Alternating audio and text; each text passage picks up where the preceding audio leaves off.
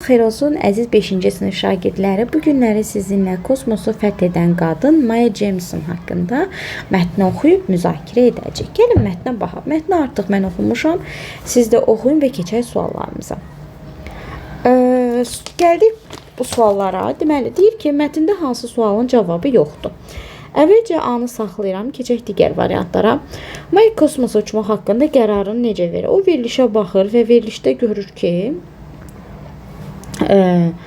deməli, yəni qadın olmur, qadın kosmonavt olmur və ilk kosmosa gedən Sally Ride adından ilhamlanır və buna görə də kosmosa getməyə qərar verir. Arzularına çatırmı? Çatır. Hansı maneələr çıxır, onları da görürük. Hansı problemlərlə qarşılaşır, bunları da görürük.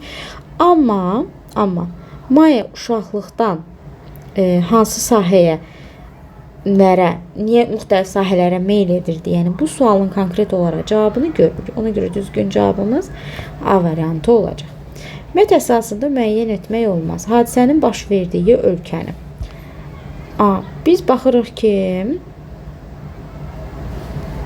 baxın, Kaliforniyada yaşayır bu insan. Yəni elə bunu götürə bilərik ki, Kaliforniyada yaşayır, müəyyən etmək olur. Dünyaya gəldiyi tarixi baxaq.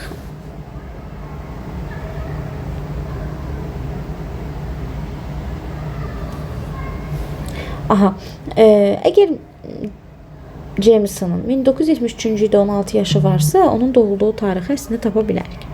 Bunu da tapa bilərik. Maraqlarını da bilirik. Kosmosa səyahət tarixində. Amma üzr istəyirəm. Etnik mənsubiyyətidir. Amma kosmosa səyahət tarixi dəqiq burada məlum deyil. Sadəcə onun burada bir deməli göstərilir ki, 1987-ci ildə 200 namizəd arasından seçilir, amma konkret olaraq hansı ildə səyahət etdiyi haqqında məlumat burada verilmir. Jameson Amerikanın Decatur şəhərində anadan olub. 3 yaşında olanda isə ailəsi ilə birlikdə Chicago şəhərinə köçüb. Hansı abzasdan sonra artırıla bilər? Burada ümumi məlumat verildi. Düzdürmü?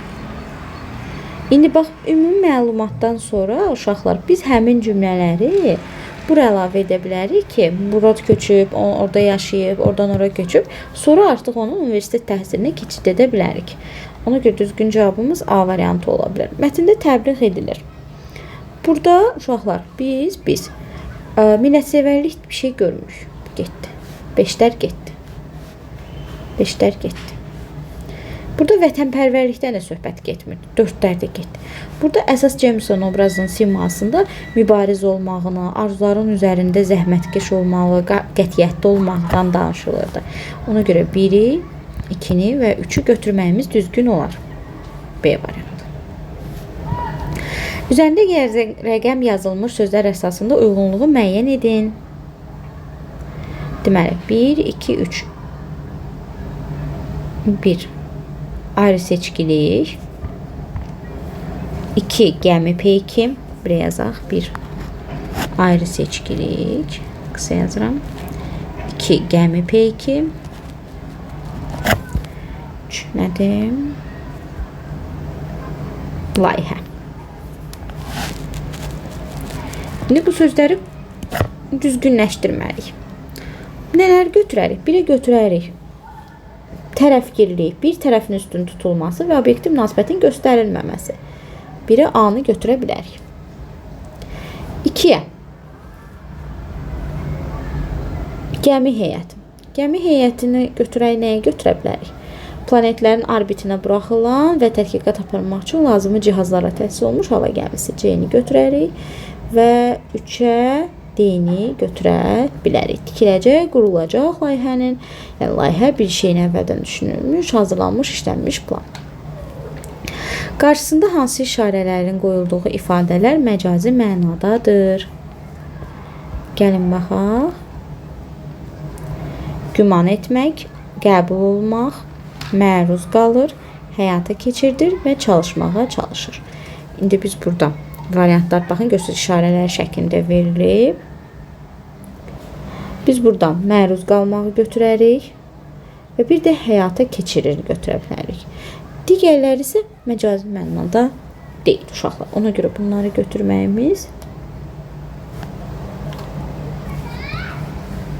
doğru olar. Keçdik növbəti suala. Mətnin giriş, əsas və nəticə hissələri. Demək olar ki, uşaqlar, bütün testləri işləyəndə görürsünüz ki, hər birində bizdən giriş, əsas, nəticə hissəsini istəyir. Düzdürmü? Ona görə giriş hissəsinə biz burada nə verə bilərik? Verə bilərik ki, Jameson televiziyada indi maya ən axırdadır, düzdürmü? 3-ə götürərik 100% Y-ni. 3-ə 100% Y gəlməlidir. Gəlin Y olmayan variantlarımızı silək. Giriş hissədə. Gəlin baxaq görək giriş hissədə nədən danışırdı, unutduq. Uşaqlığından maraq göstərirdi, fərqli sahələr öyrənirdi, müsahibə verib televiziyaya. Müsahibə veribsə burada bir şey var idi. Jameson televiziyada. Bunu götürə bilərikmi? Yox. 2 dəqiqə. Mayeni götürə bilərik. Sadəcə Maya haqqında burada fikri tam yazmayıblar. Burada nəsə yazmalıdırlar, onu yazmayıblar.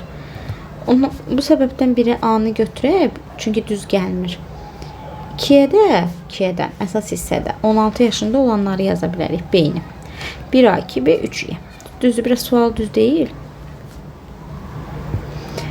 Cəmiyyətdə ilk cəhd sonraki addımlar üçün də cəsarət verir. Fikrini mətnin hansı abzasına aid etmək olar. Aha, indi gəlin qayıdaq mətnimizə. Baxın, burada onun cəsarətli addımından, müraciət edib müraciətin qəbul olunmasından və s. danışır, düzdürmü? Bu fikri ilə bax, bura aid edə bilərik. Ona görə 3-cü C. Onun məqsədləri. Məqsədləri nə idi? Onun məqsədləri oydu ki, irqi ayrı seçkinliyə qarşı olmaq istəyirdi.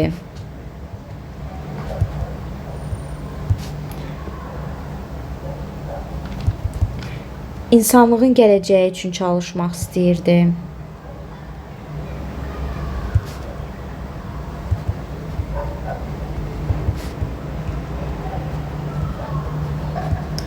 Yəni bu şəkildə. Mətndəki hadisələr əsasında bəhs edilən dövrün xüsusiyyətləri ilə bağlı gəldiyiniz nəticələr. Bax, biz nə nəticəyə gəldik? Gördük ki, qadınlar istəyir o dövrdə, istəyir indi özlərini daima təsdiqləyir və bunun üçün qarşısına çıxan maneələrlə mübarizə aparırdılar. İrqi ayrı seçkinliyə hələ də tam son qoyulmayıb və hələ də kosmos tam öyrənilməyib və kosmosu tam öyrənmək üçün daima mübarizə aparılır, tədqiqatlar aparılır. Belə əziz şagirdlər, ümid edirəm ki, izahı bəyəndiniz. Kanalıma abunə olub rəy yazmağı və dəstək olmağı unutmayın. Növbəti videolarda görüşmək ümidinə sizlə sağollaşıram. Hələlik.